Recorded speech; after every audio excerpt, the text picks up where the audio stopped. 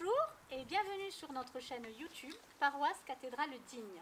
Nous voici pour ce 4e dimanche de Carême en compagnie du Père Christian Vian et d'Hélène qui vont nous parler des textes de ce 4e dimanche. Bonjour mon Père. Merci, bonjour. Et bonjour Hélène. Bonjour. Alors, de quoi nous parlent ces textes de ce 4e dimanche de Carême? Pour moi, c'est l'amour du Père, la miséricorde, et que quand on se tourne vers lui, il nous accueille toujours à bras ouverts. C'est la surabondance de son amour. Père Christian. Mais je crois effectivement que l'accent de ce 4e dimanche est mis sur la miséricorde de Dieu. Écoutez, ces textes nous parlent effectivement de la miséricorde de Dieu. Et je pense que si l'Église nous présente cette miséricorde de Dieu à travers ces textes, par exemple Saint Paul aux Éphésiens, où on nous dit que Dieu a tant aimé le monde, l'amour de Dieu, qui va jusqu'à donner son Fils. Ou alors ce que dit Saint Jean quand il dit que quand il parle du serpent de bronze qui sera élevé, et puis je ne sais plus ce qu'il raconte. Enfin, voilà, si l'Église nous parle de cette miséricorde, c'est justement pour nous inviter, nous, à être véritablement fils de Dieu. Il ne faut pas oublier que nous avons été baptisés, et pendant le temps du carême, l'Église nous rappelle notre baptême et nous dit, voilà, parce que tu es baptisé, tu dois être à l'image du Fils, à l'image de Dieu. Tu dois être miséricordieux comme lui. Tu dois avoir beaucoup d'amour, tant d'amour. Voilà. Je pense que même à travers le livre des Chroniques, on voit cette miséricorde de Dieu, parce que alors que le peuple a été infidèle, etc., qu'est-ce que fait Dieu? Il va envoyer des prophètes. C'est l'amour de Dieu qui n'abandonne pas son Fils, son peuple infidèle. Et puis, pas seulement les prophètes, mais il va même jusqu'à envoyer un roi étranger, un perse, Cyrus, voilà, qui va donner l'autorisation au peuple d'Israël de retourner en terre de Palestine. Voilà, c'est cette miséricorde, cet amour de Dieu que l'on perçoit à travers les événements qui nous sont relatés dans le livre des Chroniques, à travers ce que dit Saint Jean, Dieu a tant aimé le monde, et à travers, j'allais dire, celui qui est Saint Jean, celui qui a connu Jésus, qui a été le plus fidèle, je veux dire, qui est allé jusqu'au bout, c'est-à-dire au moment où Jésus est mort, il était le seul au pied de la croix. Oui, avec Marie. Avec Marie. Il a compris, il a vu cet amour qui était au cœur de Jésus, et c'est lui qui va chercher à le révéler à travers cet évangile. Alors, dans ces textes aussi, on nous parle du pardon. Oui, parce que Dieu est pardon. Enfin, miséricorde. Voilà, et miséricorde et pardon. Et alors, que peut-on, que peut-on conseiller aux personnes qui nous regardent pour vivre ce carême pleinement, finalement, à travers ces textes? Pour moi, il y a une chose, c'est d'ailleurs ce qu'ils disent. Les hommes qui font le mal préfèrent l'ombre. Ceux qui sont dans la vérité vont à la lumière. Et c'est nous qui choisissons, en fait. Le pécheur qui se détourne, qui ne veut pas reconnaître sa faute, c'est lui qui se coupe de Dieu. C'est pas Dieu qui le rejette, c'est lui qui se coupe.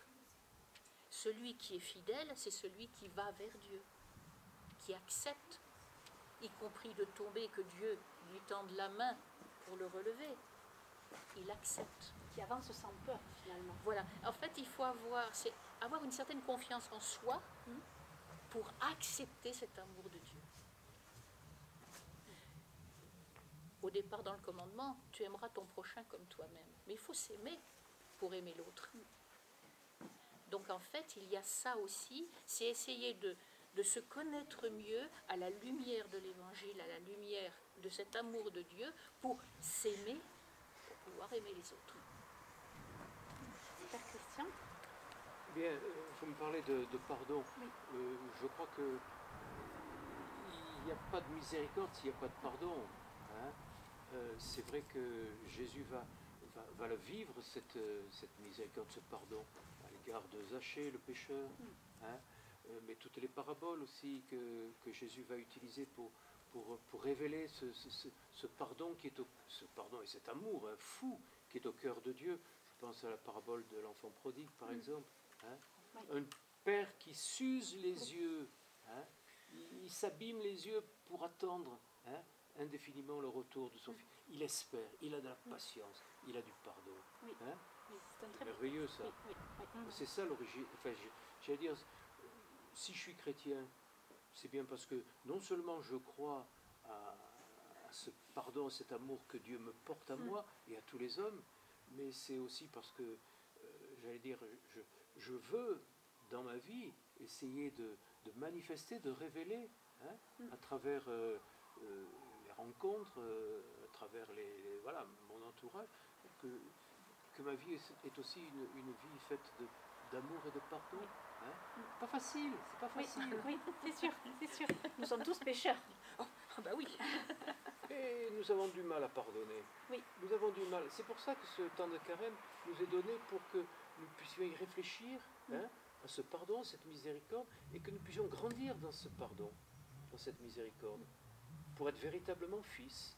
Parce que je ne suis pas vraiment fils de Dieu, parce qu'il y a de l'égoïsme, parce qu'il y a l'esprit du monde qui est en moi, qui est... Hein, on regarde tellement la télévision, on est pénétré de l'esprit du monde plus que de l'esprit de l'Évangile, l'esprit du Christ. Aujourd'hui, c'est vrai que nous vivons dans une société qui ne nous pousse pas à vivre le pilier et du pardon et de l'amour. Et voilà, moi je sais, quand je faisais le catéchisme aux enfants, je leur disais, retenez 3 mots. Merci, pardon, je t'aime. Alors, pour moi, c'était l'essentiel de ce qui... Je leur disais, votre vie, il faut la faire dans ce sens-là. Et c'est vrai qu'aujourd'hui, la société nous montre pas vraiment ça, et nous montre tout l'inverse. Alors, que conseiller aux personnes qui nous regardent pour justement combattre un petit peu ce côté de la société et aller vers le pardon, vers l'amour? Que doit-on faire pour arriver jusque-là, finalement? Moi, je crois que si je prends du temps dans ma vie pour me mettre en relation avec le Christ à travers sa parole, hein, c'est-à-dire si je prends du temps pour prier, si je me laisse habiter par l'Esprit de Dieu, je pourrais peut-être davantage, j'allais dire ensuite, vivre ce pardon. Mais je crois que s'il n'y a pas cette relation avec Dieu, cette prière, cet Esprit de Dieu qui va m'habiter, ça sera difficile. Hein? C'est la première des choses que je vois. Oui, ça, et puis aller à la messe aussi peut-être, aller à la messe régulièrement, parce que peut-être que les textes qui sont là lors de la messe nous mènent justement vers ce chemin. Mais il y a une parole du prophète Isaïe que j'aime beaucoup. Hein. Ah, ça y est. Tu as du prix à mes yeux. Tu as du prix à mes yeux. Et je t'aime. C'est ce que Jésus est venu révéler à travers sa vie. Hein, à travers ses paroles. Tu as du prix à mes yeux. Toi l'homme, même toi l'homme pécheur, toi l'homme malade, tu as du prix à mes yeux. Et je t'aime.